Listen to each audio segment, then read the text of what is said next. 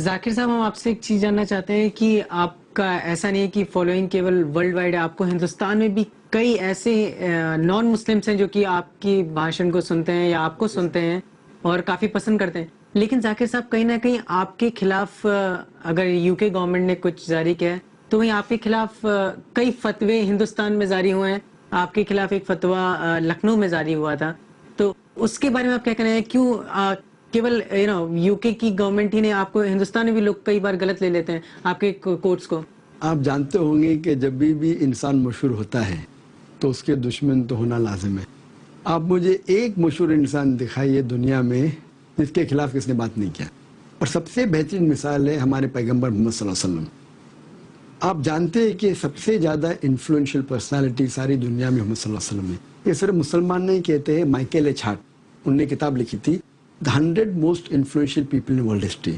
100 سب سے زیادہ انفلوئنس کرنے والے انسان سارے ہیومن ہسٹری میں، اور انہوں نے نمبر 1 دیا پوزیشن محمد صلی اللہ علیہ وسلم کو، اور اپنے خود کے پیغمبر کو عیسیٰ علیہ السلام کو دیا نمبر 3. لیکن آپ یہ بھی جانتے ہیں کہ سب سے زیادہ کتاب اگر کوئی شخص کے خلاف لکھی گئی ساری دنیا میں وہی محمد صلی اللہ علیہ وسلم. میں تو محمد صلی اللہ علیہ وسلم کے قریب کہا ہی نہیں سکتا ہوں، میں ان کا 0.001% بھی نہیں ہوں، تو ان کو نہیں چھوڑے تو میں کون ہوں؟ اور یہ دیکھنا چاہیے کہ میرا مین مقصد ہے کہ لوگوں کو ساتھ لے کے آنا. مثال کے طور پہ مسلمانوں میں بھی جو فرقے ہیں، میں کہتا ہوں کہ مسلمان ایک ہونا چاہیے.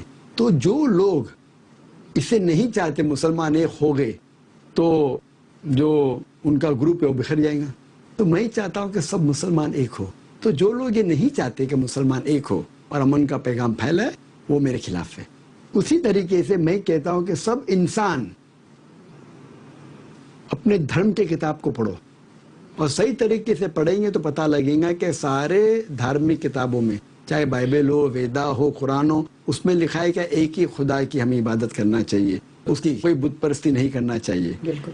تو یہ جب دیکھتے لوگ یہ تو سب لوگ اکٹھا کر رہے ہیں، تو جو لوگ کو خوف ہے کیا ان کا جو گروپ ٹوٹ جائے گا، تو میں گروپ کو توڑ رہا نہیں ہوں، میں جوڑ رہا ہوں. لیکن جوڑنے سے جو لوگوں کو نقصان ہو رہا ہے ان کو ہضم نہیں ہو رہا ہے، اسی لیے میرے خلاف